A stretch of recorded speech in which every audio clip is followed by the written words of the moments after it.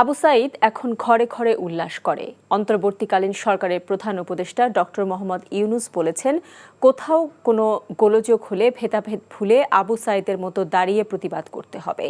সকালে রংপুরের ছাত্র আন্দোলনে নিহত রংপুরের বেগম রোকেয়া বিশ্ববিদ্যালয়ের শিক্ষার্থী আবু সাঈদের পরিবারের সঙ্গে দেখা করে তিনি একথা বলেন।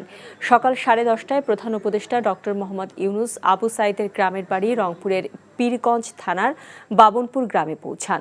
তখন তার সাথে ছিলেন উপদেষ্টা পরিষদে থাকা দুজন ছাত্র প্রতিনিধি নাহিদ ইসলাম ও আসিফ মাহমুদ। প্রথমে পৌঁছে ডক্টর ইউনূস আবু সাঈদের কবর জিয়ারত করেন। পরে আবু সাঈদের মা, বাবা ও পরিবারের অন্য সদস্যদের সাথে কথা বলেন। পরে গণমাধ্যমের সাথে কথা বলেন ডক্টর ইউনূস। বলেন, প্রত্যেক ঘরে ঘরে এখন আবু সাঈদ আছে। এই বাংলাদেশ আবু সাঈদের বাংলাদেশ উল্লেখ করে ডক্টর মোহাম্মদ ইউনূস আরও বলেন, কোথাও কোনো গোলযোগ হতে দেওয়া যাবে না। সব পরিবারের সন্তান এবং বাংলাদেশে এখানে জাতি সবারই সন্তান। এখানে হিন্দু পরিবার হোক, মুসলমান পরিবার হোক, সবার ঘরের সন্তান এই আবু সাঈদ। কাজে আপনারা খেয়াল রাখবেন যে কোথাও কোনো গোলযোগ যেন না হয়, কেউ ধর্ম নিয়ে কথাবার্তা না বলে, কারণ আমরা এই মাটিরই সন্তান, সবাই আবু সাঈদ। কাজে এদের সন্তানদের রক্ষা করা জাতি ধর্ম নির্বিশেষে এটা আমাদের এখন কর্তব্য। আমরা যেন এটা নিশ্চিত করি, সামনে গিয়ে দাঁড়াই। আবু সাঈদ যেরকম দাঁড়িয়েছে আমাদের ওরকম দাঁড়াতে হবে। যারা পার্থক্য করে যে এরকম সন্তান ওরকম না, আমরা সবাই বাংলাদেশি, আমরা বাংলাদেশেরই সন্তান। আবু সাঈদের মা সবার মা এবং সবার মা আবু সাঈদ। তাকে রক্ষা করতে হবে, তাদের বন্ধের রক্ষা করতে হবে, তাদের ছেলে ভাইদের রক্ষা করতে হবে, সবাই মিলে। এটা এক বাংলাদেশ, দুই বাংলাদেশ নেই। রংপুরে আছেন আমাদের স্পেশাল করেসপন্ডেন্ট নজরানা চৌধুরী, টেলিফোনে সরাসরি যোগ দিচ্ছেন আমাদের সাথে। নজরানা, প্রধান উপদেষ্টা নিহত আবু সাঈদের পরিবারের সাথে দেখা করেছেন, আমরা জেনেছি ইতিমধ্যেই, তো তিনি কি বলেছেন? শাওন, প্রধান উপদেষ্টা ঠিক 11টা 5 মিনিটে রংপুর জেলার পীরগঞ্জ উপজেলার বাবনপুর গ্রামে, যেখানে আবু সাঈদের বাড়ি, সেই বাড়িতে আসেন।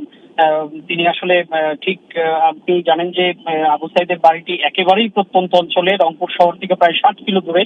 তো তার বাড়ির সামনে রাস্তাটায় একটা গাড়ি গেলে আরেকটা গাড়ি যাওয়ার উপায় নেই, এরকম অবস্থা।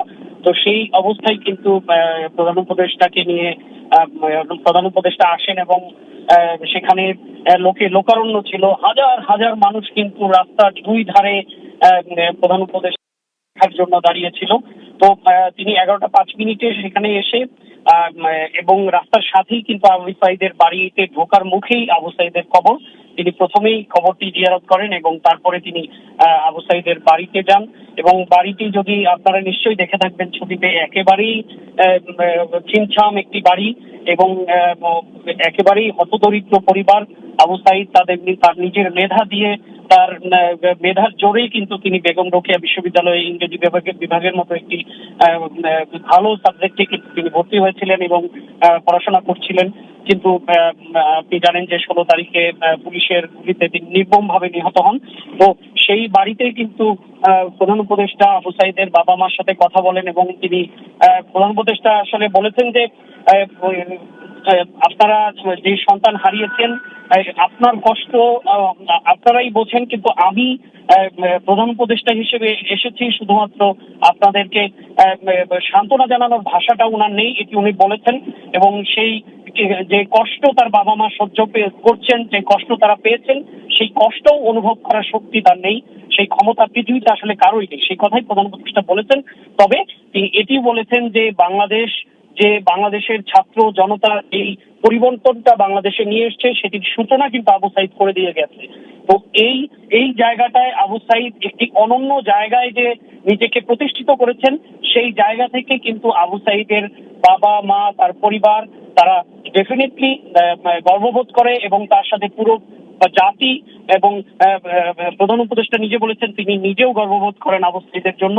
তো এরপর এরপর তো আবু সাইদের পরিবারের সাথে কথা বলেন। সর্বশেষ কিন্তু আবু সাইদের পরিবারের পক্ষ থেকে প্রধান উপদেষ্টার হাতে একটি বাংলাদেশের পতাকা তুলে দেওয়া হয় এবং তারা যৌথভাবে কিন্তু সেই পতাকা নাড়িয়ে জনতার উদ্দেশ্যে পতাকাটা নাড়ান এবং এর মাধ্যমে তারা বোঝাতে চেয়েছেন যে বাংলাদেশ প্রফেসর মোহাম্মদ ইউনূসকে যেই দায়িত্ব দিয়েছে, বাংলাদেশের ছাত্র জনতা যেই দায়িত্ব দিয়েছে একটি বৈষম্যহীন, একটি সুখী, সমৃদ্ধ, উন্নত বাংলাদেশ হিসেবে গড়ে তোলা,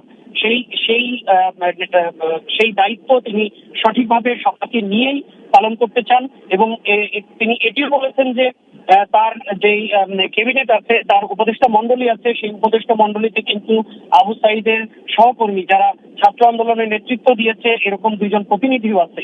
তার মানে একজন প্রফেসর মোহাম্মদ ইউনূস যিনি প্রধান উপদেষ্টা, তার বয়স 80-র উপরে, আবার দুজন উপদেষ্টা আছেন যাদের বয়স 30-এর নিচে। তো এই নবীন প্রবীণের সমন্বয়ে তারা কিন্তু বাংলাদেশকে সমন্বয়ে গঠিত উপদেষ্টা মণ্ডলী, তারাই বাংলাদেশকে